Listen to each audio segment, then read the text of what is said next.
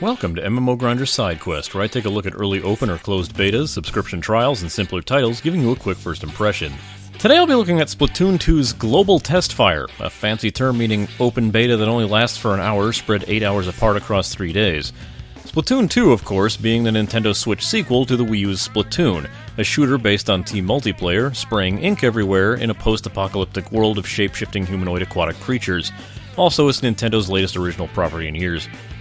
I'll get this out of the way right now. If you know Splatoon inside and out, you probably don't need to watch this.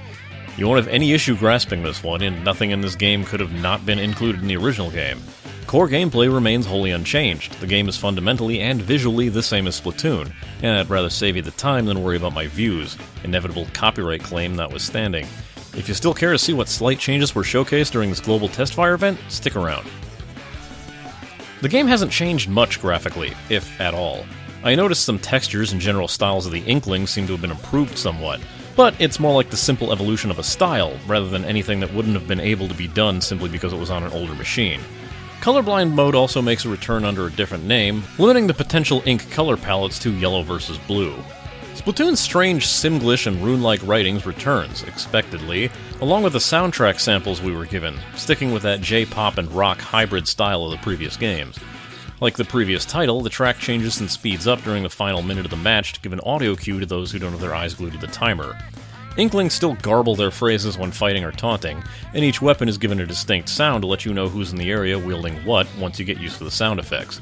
A fun effect is given to the Tentamissile's special power, in that if you've been targeted by them, you can hear them approaching you louder and louder once someone's locked onto you and letting you know to keep moving.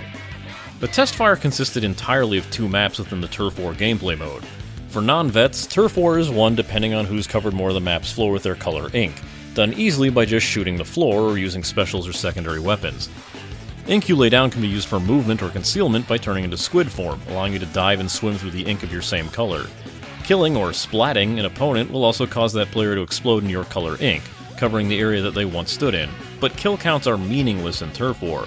If your match consists of COD kitties trying to rack up kills without inking the floor around them, your team is going to lose very quickly. It remains to be seen if the old modes beyond Turf War, like Splat Zone, Tower Control, or Rainmaker, will return, or if new ones will be added as well.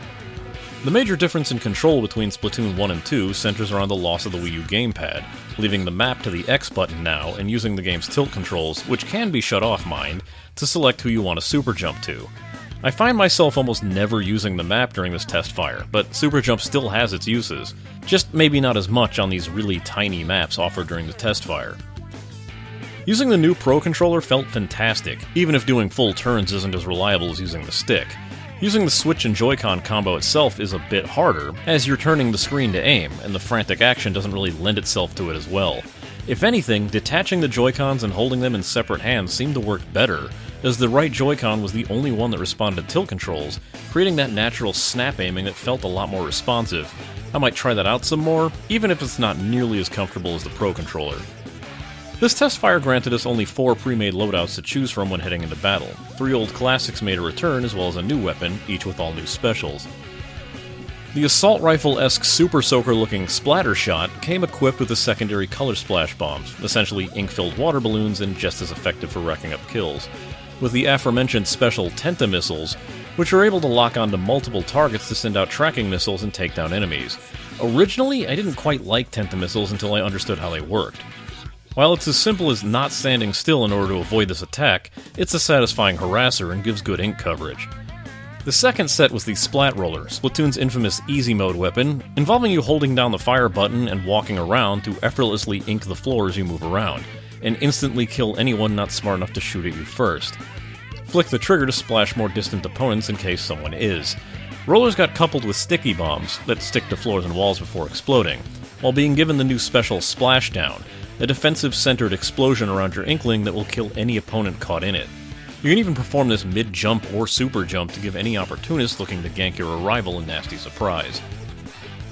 Third option was the Splat Charger, the sniper rifle analog, though it's fired by holding a charge and releasing when it's ready to shoot. Charging slows you down significantly, but the weapon has an expectedly long range and is a near guaranteed kill on anyone you hit with a full charge.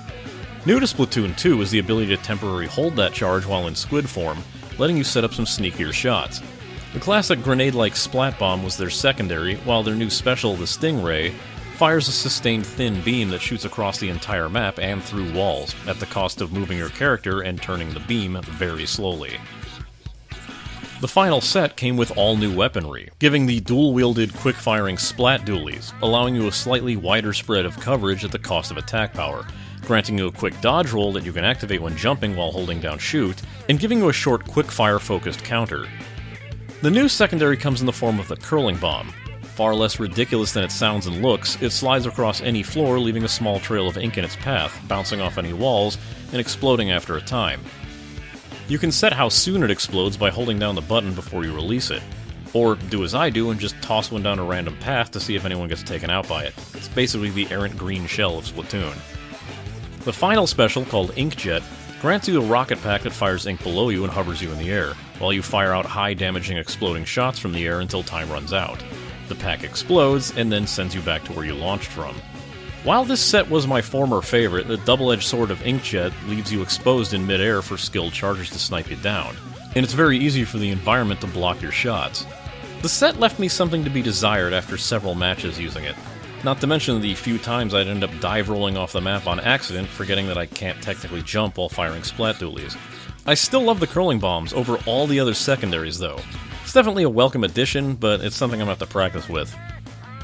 Matches stuck with 4v4, tossing you into random teams after waiting for the lobby to fill with 8 people, though the game seems to place you on somewhat evenly spread teams regarding weapons. AFKers were still very common, leaving some frustrating one-sided matches. I'll get into more about this in the event of a full episode, but this community is exactly what you'd expect, with no voice chat to make matters verbally worse. Lord knows I would contribute my fair share of abuse. This game kinda gets my smack talk in overdrive. With nothing more to speak of, I'm still really looking forward to the full release, the time of which is still to be determined.